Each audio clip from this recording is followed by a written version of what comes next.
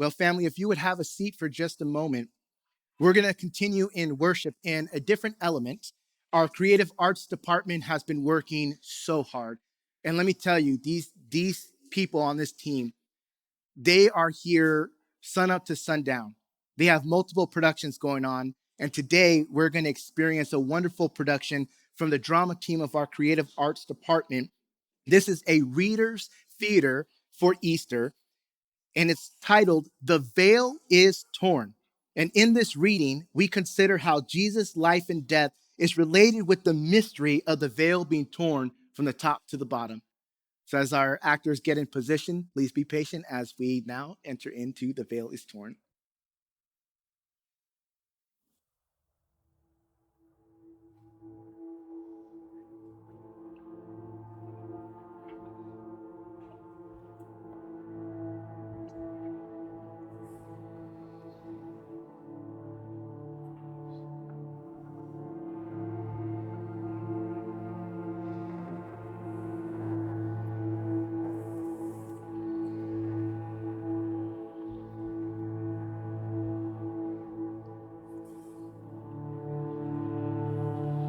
Here we stand at the foot of the cross, where just moments ago, Jesus breathed his last breath. The skies are dark. A powerful earthquake has sent the onlookers into a panic. But something else happened that the crowd of witnesses could not have yet known.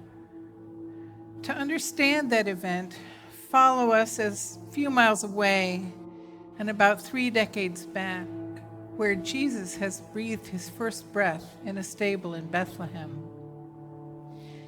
At the moment of that first breath, the world around him began to ripple like a pond after you toss in a stone. Let's travel to the temple. It's quiet, though far from empty. Priests and Levites move from place to place, offering prayers, cleaning up after the day's sacrifices and crowds.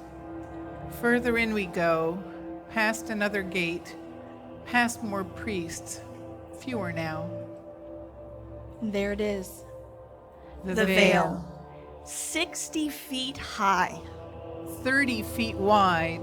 Crimson and gold. According to the traditions of the rabbis, it was as thick as a man's hand. and when a new one was hung and an old one taken down to be cleansed, it is an effort that requires 300 priests working together. It is massive. It is imposing. And it is there for one reason. To separate us. Me, you, everyone. From the presence of God. Behind the veil lies the Holy of Holies, the holiest place where once the Ark of the Covenant rested. It is in every way that matters. The throne room of God on earth. No one except the high priest can go through the veil, and he can only go there once per year, with a rope around his ankle in case he should drop dead, as no one could go in to retrieve him.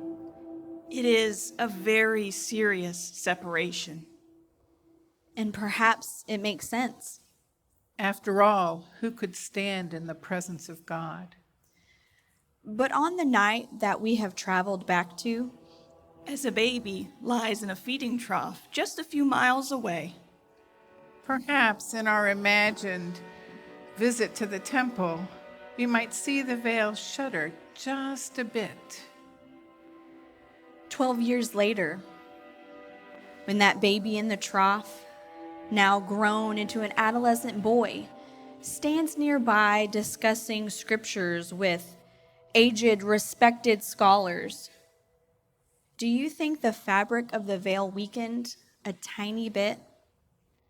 And when that boy, now grown into an ordinary-looking man, is plunged beneath the waters of the Jordan River and comes out to the divine voice saying, "This is my beloved Son, in whom I am well pleased," do you think the veil shifted ever so slightly.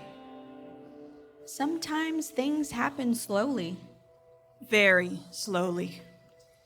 Maybe for nearly 3.5 decades, God was preparing the veil for something so momentous that the priests would have scoffed at even the possibility.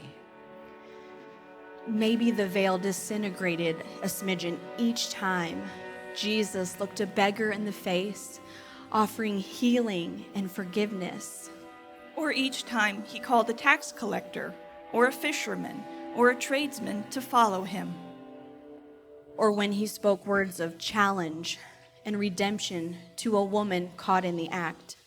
Or to an ashamed woman drawing water from the well at the hottest part of the day.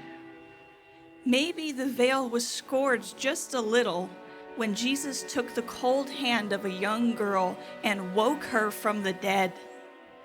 When he took a stroll on the stormy waters of the Sea of Galilee. When he had a showdown with the Pharisees. Or drove the dishonest money changers from his father's house. Maybe the veil was perforated a little bit when Jesus broke the bread and he passed the cup. When he sweat drops of blood in the garden. When he smiled at his disciple Thomas and said, "I am the way, the truth, and the life." Or when he stood before the crowds and said, "Blessed are the peacemakers." Maybe. We can't be sure. But what we can be sure of, when the same brow a young mother softly kissed was punctured by cruel thorns. When the same hands that clutched Joseph's robe in the stable were nailed to a wooden beam. when the same body that was laying in a soft but scratchy bed of hay now rose and fell against a wooden upright, gasping for breath. The veil was at its last moments of usefulness.